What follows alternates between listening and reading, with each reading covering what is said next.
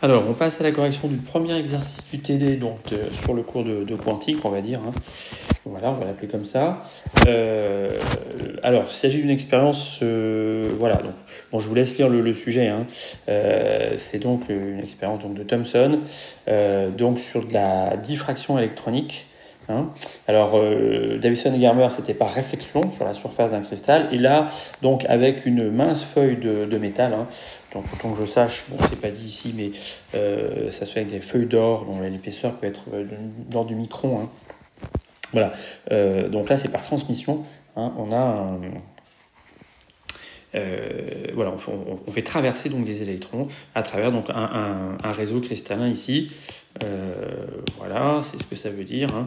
Voilà, feuille de métal ici. Voilà, là vous avez à peu près le schéma d'expérience. Hein. Donc ici, vous avez l'accélérateur d'électrons. Bon, je vous explique un peu comment ça marche. Voilà, on va s'expliquer ensuite. Et voilà, et ensuite ces électrons, l'électron qui sort ici, voilà, qui est bien collimaté, qui sort de ce petit orifice, voilà, il va traverser donc ce métal. Bon, ça a beau être peu épais, il y a quand même un certain nombre de couches d'atomes. Hein. Même avec un micron. Hein. Voilà. Et ensuite, donc, on a un détecteur qui est placé derrière. Bon, on ne donne pas tout à fait la nature ici. J'ai pas eu la publication correspondante. Hein, donc, bon, c'est toujours un petit peu... voilà, on trouve toujours des comptes rendus pour une expérience un peu historique, mais comme il n'y a pas la référence de la publi, bon, il manque souvent un petit peu des choses et c'est un petit peu embêtant. Alors, donc, on nous dit qu'on envoie des électrons de même énergie, donc on pourra... hein, voilà, on obtient sur une plaque photographique, donc derrière la cible figure de diffraction, analogue à celle obtenue avec des rayons X de même énergie. Donc on pourra voir un petit peu les longueurs d'onde que ça donne. La figure ci-dessous représente des anneaux concentriques obtenus par diffraction sur une même mince feuille d'or métallique, donc rayons X ici à droite et électrons à gauche. Donc on nous a dit qu'ils ont même énergie, hein, pas qu'ils ont même longueur d'onde. Alors, voilà donc ce qu'on observe. Hein. Alors, en quoi l'expérience de Thomson confirme-t-elle la nature ondulatoire des électrons ? Voilà, on voit quand même qu'il y a comme une analogie. Alors, c'est pas la même chose. Hein. C'est pas la même chose entre ce qui se passe avec des rayons X. Donc, les rayons X, c'est voilà, c'est la lumière, d'accord. Donc là, on a une expérience. Alors, on va dire diffraction, interférence, c'est un petit peu la même chose, d'accord. Bon, on voit donc apparaître ces anneaux concentriques ici pour les rayons X. Et quand on met des électrons, on voit aussi apparaître des anneaux concentriques, d'accord. Alors bon, est-ce qu'on peut expliquer ça par la mécanique classique, si vous voulez ? Bon, alors la réponse est non. Hein. Si on tenait compte, je ne sais pas, ici des différentes conditions initiales exactement qu'on a sur chaque électron, je doute quand même qu'on ait comme ça des zones où ici on détecte un 0 électron, et puis là ici sur une bande assez mince, on détecte tous les électrons, etc. Hein. Voilà. Donc, bon, l'analogie fait que, même si ce n'est pas une preuve absolue, voilà, on voit quand même que, bon, vu ce qu'on observe, hein, on ne peut pas prédire ça par la mécanique classique, voilà, et que ça ressemble tellement à ce qui est observé avec quelque chose qui est connu comme étant une onde, puisque c'est des rayons X. Bon, voilà, on peut dire que les électrons, voilà, se comportent comme une onde quand ils traversent. Alors, c'est pas les mêmes figures de diffraction, d'accord ? Il y a quand même des différences. Ça tient à mon avis à deux faits. Ça tient au fait d'abord que l'interaction, quand on traite ce genre de truc avec le formalisme hein, qui va bien, l'interaction entre un photon, si vous voulez, entre la lumière et la matière, et entre un électron et la matière, n'est quand même pas la même. D'accord ? Même si on va observer des choses un petit peu de même nature, parce que le traitement global, c'est un traitement ondulatoire, etc. Donc c'est un petit peu normal qu'on observe des choses différentes. D'accord ? Ensuite, on nous dit, voilà, avec des rayons X de même énergie. D'accord ? Bon. Donc l'énergie d'un rayon X, on prend peut-être l'énergie du photon, donc c'est h nu. D'accord ? Voilà. Donc le h nu du rayon X, il vaut le 1,5 de mv carré des électrons qui arrivent, parce qu'on nous dit qu'ils ont la même énergie. D'accord ? Ça ne veut pas dire, hein, et on ne s'est pas posé, là, enfin je viens d'y penser, là, on va dire, ça ne veut pas dire que les longueurs d'onde sont les mêmes. D'accord ? Alors là, ce qu'on voit ici en particulier, hein, on voit ici que là, ça passe, d'accord ? Donc ça veut dire qu'en direct, ça passe, d'accord ? Et ici, au contraire, ça passe pas bien. D'accord, voilà. Donc ça me suggère quand même que là, en gros, la longueur d'onde des électrons est plus petite que la distance interatomique. Et donc il y a quand même ici, voilà, un passage en ligne directe, c'est-à-dire que ça, c'est la mécanique classique. hein, quelque part, voilà. Et là, à mon avis, on a une longueur d'onde qui est peut-être plus grande que la distance interatomique. Enfin, pas peut-être d'ailleurs, mais bon. Voilà. Et donc, ce qui fait que l'onde, entre guillemets, elle est un petit peu bloquée, hein, et elle n'arrive pas vraiment à passer. Alors, elle passe ici, à ce niveau-là, hein, mais elle est un petit peu bloquée dans la partie directe. Hein. Donc, ce serait l'optique géométrique, si vous voulez. Hein. Voilà. Voilà. Mais bon, quand même, quand Thomson a dû obtenir ce résultat-là, voilà. Hein, il n'a pas dû se dire que c'était une vérification de m gamma et des forces. Hein. Voilà, alors, on nous dit la distance interatomique dans un métal est de l'ordre de quelques centaines de picomètres, quelques centaines de 10-12, donc une fraction de nanomètre, etc. Expliquer le choix des rayons X pour l'expérience. Donc là, on oublie les électrons. Alors, les rayons X, voilà, donc nous, ici, donc notre échelle de longueur. Alors, pour la diffraction, je vous rappelle ce que vous avez vu l'an dernier, hein, il faut que la longueur d'onde, elle soit normalement un petit peu inférieur, hein, de l'ordre, mais un petit peu, mais plutôt inférieur à l'obstacle, hein, c'est-à-dire à la taille de l'ouverture ou à la distance interatomique, etc.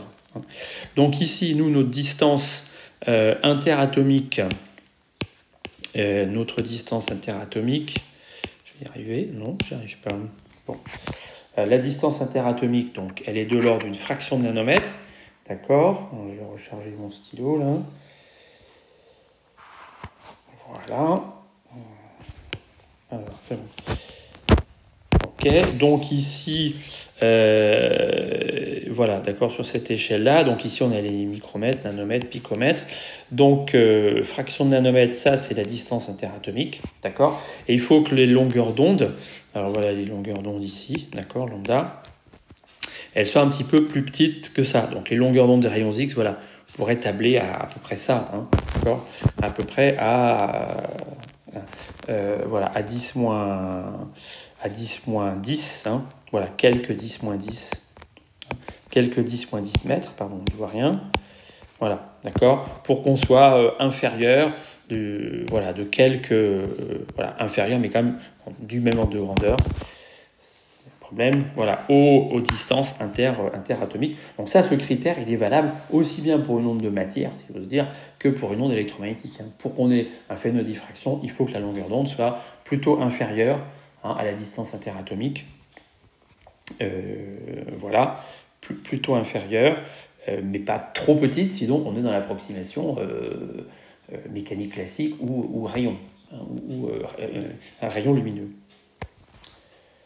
Voilà, donc donc on va, voilà, à peu près, donc nos rayons X, ils sont là, hein. Voilà, donc on tombe bien dans le bon domaine, hein, d'accord. Voilà, ok. Alors, comment ça fonctionne si on revient aux électrons, hein, voilà, donc les électrons, il y a cette cellule ici qui permettent d'obtenir, donc en sortie ici de l'orifice des électrons avec une vitesse déterminée. D'accord. Voilà, et ensuite bombarder la feuille de métal avec ces électrons dont la vitesse est bien calibrée. Hein. Tout ça pour qu'on ait une seule longueur d'onde de De Broglie. La longueur d'onde de De Broglie, elle dépend que de la vitesse. D'accord. Donc voilà, si on avait une dispersion de vitesse, à ce moment-là, on aurait une superposition de figures d'interférence et on n'y verrait plus rien. Voilà. Alors, je vous laisse lire l'énoncé. Hein. Voilà, donc en fait, on émet ici des électrons. Donc là, on va avoir conservation de l'énergie mécanique, hein, entre là et là, d'accord, tout simplement, hein, conservation de l'énergie mécanique. Alors, ça marche, si vous voulez, il y a un truc qui est un petit peu étonnant, c'est que, bon, évidemment, si la conservation de l'énergie mécanique et que l'électron, il arrive ici sur l'anode, bon, il ne se passe rien. Mais en fait, ça va marcher aussi, hein, c'est-à-dire que, voilà, les électrons, il faut voir que il y en a qui vont quand même traverser parce qu'en fait ils sont repoussés par leurs voisins.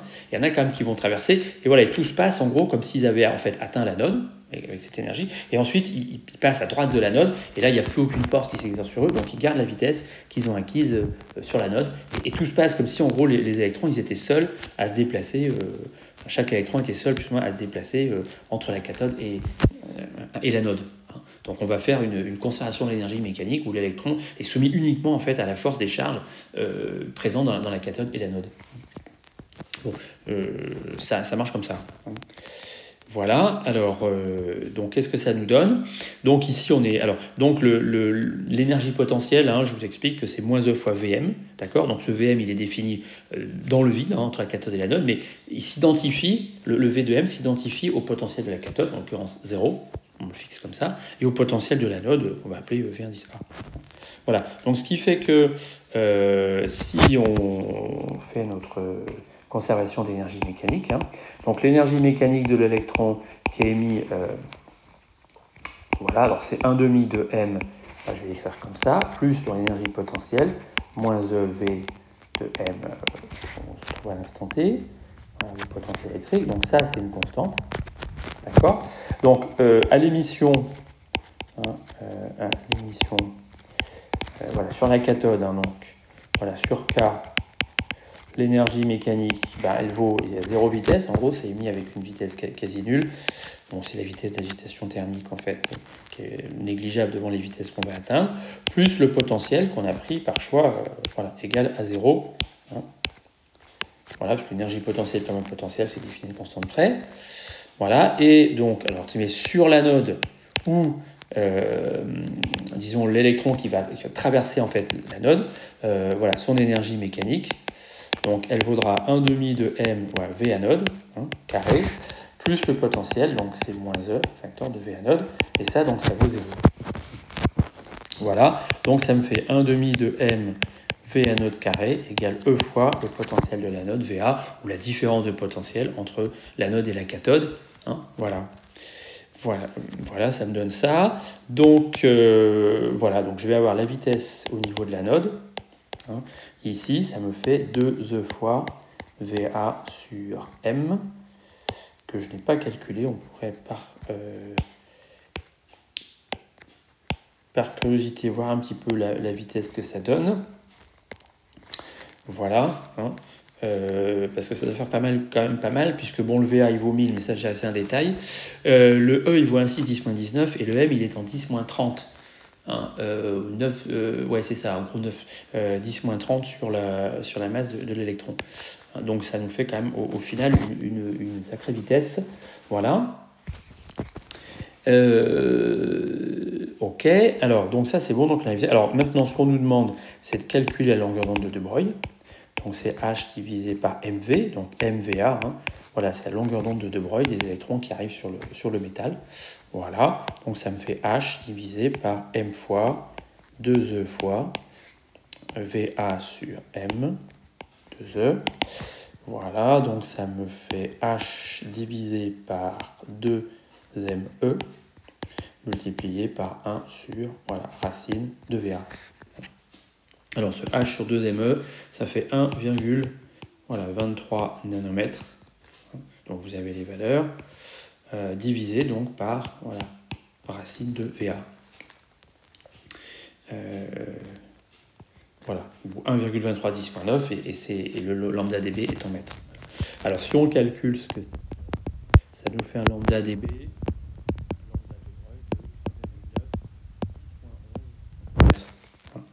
voilà, ce qui nous fait... Alors, le lambda de Broglie, on avait dit hein, qu'il fallait à peu près qu'on soit en 10-10 mètres, puisque la distance entre deux atomes, c'est quelques centaines de picots, donc c'est quelques 10-10, d'accord? C'est quelques 10-10, donc il faut être à peu près à 10-10. Là, on est à peu près la moitié de 10-10, hein, un petit peu en dessous, d'accord? Voilà, donc voilà, c'est une longueur d'onde qui est inférieure à la distance interatomique, mais... à peu près du même ordre de grandeur. Voilà, donc ça justifie bien qu'on ait ces interférences. Voilà. Ce qu'on pourrait faire aussi, la question qui n'était pas posée, c'est de calculer la longueur d'onde des X. Hein. Donc on nous dit que les X, ils ont même énergie que les électrons. Donc ça veut dire que le 1 demi de M, voilà, VA carré, égale en fait H nu. H nu pour les X. D'accord? Donc ce 1 demi de M VA carré, c'était E fois VA, bon, égale H nu X. D'accord? Donc ça me fait nu X égale E VA, divisé par h. Voilà, donc ça me donne la fréquence, alors que j'avais déjà calculé, mais tout s'est perdu. Alors, je refais ça. 1,6...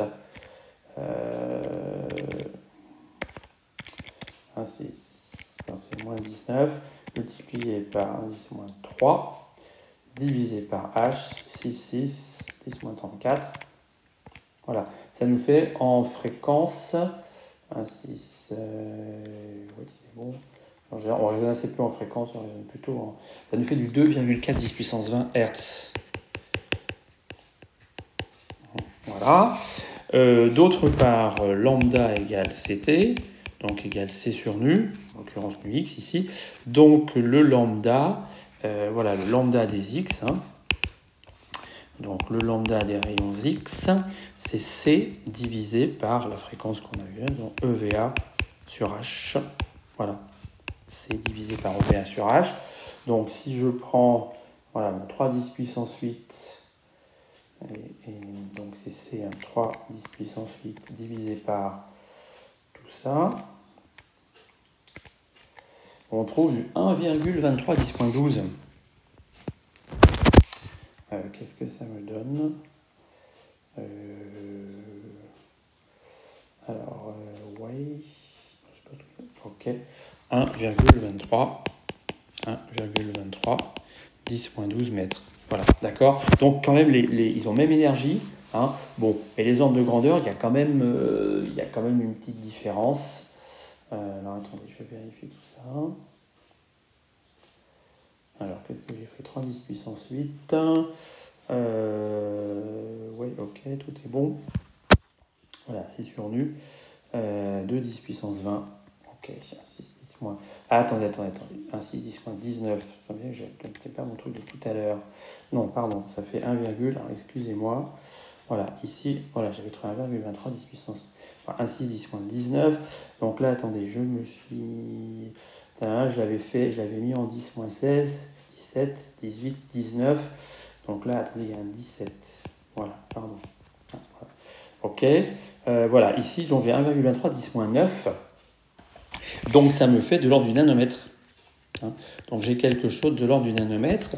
Donc en fait, on est, voilà, les lambda x, ils sont plus grands en fait que la distance interatomique. Hein. Donc ce qui explique en fait qu'on n'a pas ce halo central dans la diffraction X. Hein, voilà, parce qu'il y a le passage, on va dire, par l'optique géométrique, normalement, il y a quand même toujours, il est toujours là, quand même, hein, quelque part. Voilà. Donc là, ici, en fait, on a presque inversé le truc. Hein. C'est qu'on a pris une longueur d'onde. Normalement, elle doit être, dans le cas, on va dire, comment ça s'appelle, de l'optique géométrique, le lambda est très petit devant l'obstacle.